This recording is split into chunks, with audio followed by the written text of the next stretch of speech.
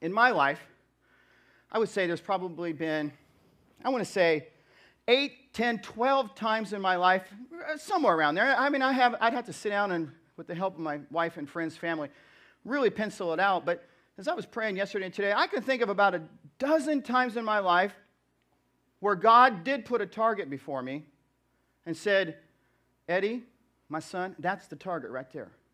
I need you to hit that target. That target is my will for your life. I wouldn't call it my life's target. I would call it more a target on the road of life. One of them would have been when I was probably about, I would say 19, 20 years old, 21, somewhere in there. The church I grew up in had a men's camp, men's retreat.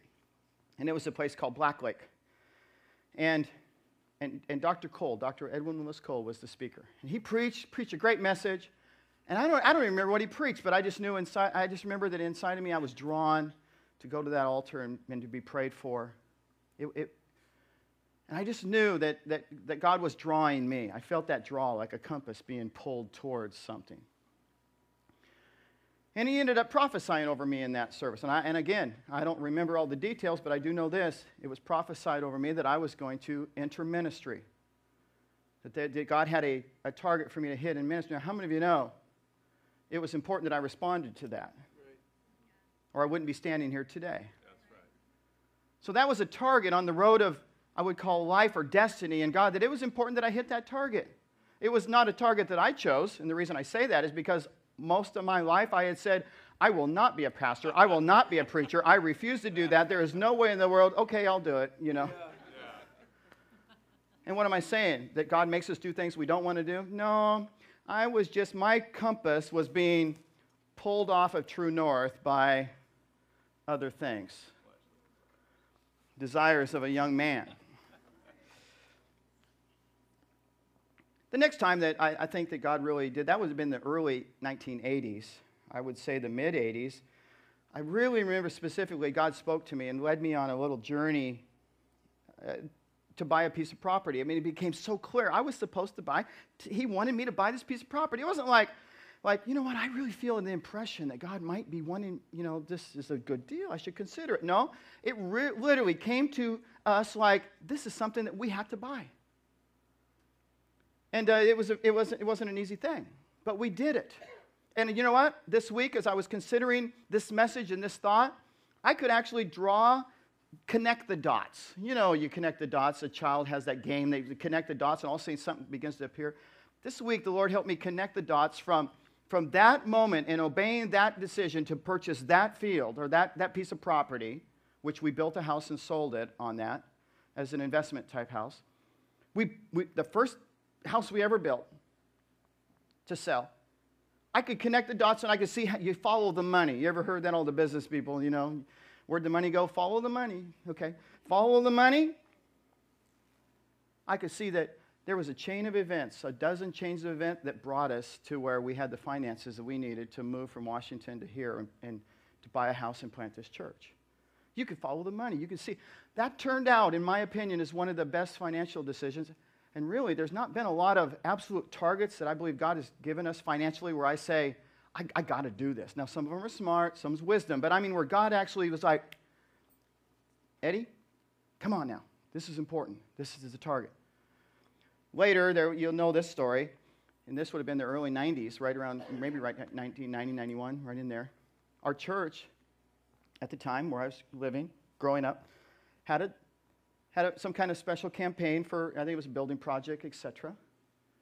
And Tammy and I were tithers, or givers, we give, but God tapped us on the shoulder in an offering one day and said, I want you to give $30,000 in the offering.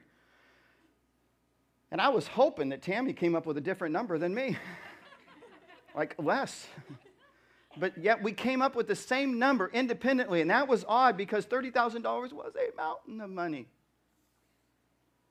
at that time in our lives. And we both remember talking to God saying, God, you are so funny. Sometimes you don't make any sense. This will help you, God. Look at our checkbook. Now, maybe you want to pick a different number. You know what I'm saying? Sometimes God doesn't make any sense. You're like, I'm not going to say it. But you know, you're wondering, are you getting a little old up there? You know what I'm saying? You're forgetting some things. And God's response was, listen, I have blessed you. I have blessed you and blessed you and blessed you. I blessed everything you've touched. In fact, everybody always used to say, Eddie, everything turns to gold in your hands. That's what they say. That's what they always said. Eddie, every time you fall, you land on your feet. Every time something bad happens to you, it turns out it's actually good for you. Somehow it turned into money. It's true. Everything turned to gold in my hand. Everything. And God then says, do you think you caused everything to turn to gold in your hand? Do you actually think you're that smart? No, I blessed you. And I blessed you so much. I overblessed you. I gave you some. And you should have plenty of money left over to give $30,000 to the building fund to build the house of God. Well, Tammy and I, we just was like, okay, all right. And you know, here's the other cool thing about God. He didn't say, well, you blew it. Let's, learn something and next time we'll get it right. He's like, no, that's the target. Now get with the program. Figure it out. And we had to figure it out. And I had to get some help. We had to get a plan. It took months to do it. But we gave that money. The next time that really happened to us would have been, I think, 1997. God spoke to us and said, live in England. Move to England. It was a target. It wasn't like, hey, you've been asking for direction for your life? Do you really want it? England is it. We're like, ooh, didn't realize that was in the cards. Can you reshuffle the deck and let's try for something else? Maybe California is the place to be. So we loaded up the truck and moved to, anyway.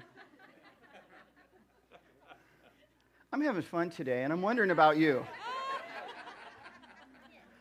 We're talking about hitting the target in our life. You know what? The reason I'm having so much fun with this is it causes me to look at my life and realize, man, what a funny ride sometimes we live in God. But we moved to England. And sometimes hitting the target is not fun. In fact, I would say this, every time, I thank God that He doesn't put a target in front of me every day that's that hard. But you know what? We did. We moved to England. We made that transition. The next time that we really felt like God put a target in front of us was 2004, and it was Plant Champion Life Church right here in this desert. Right. So what am I saying? I'm saying there's been probably a dozen times in my life that it was like that clear, defined target. And I couldn't do the old, and then go, you can grab a... Everybody would know it if I did that. You know what I'm saying? God says, go to England, and I go, we're moving to Chicago. People do that all the time. That's right. It's like God says, no, I want you to do this. I want you to get involved. I want you to serve. I want you to bless people. I want you to give. I want you to change your life. And you're like, God, that's a difficult target. What about this one? And everybody looks and goes, now why in the world would they put a target over there? And why would you shoot at that? But that's kind of how we do it for our lives.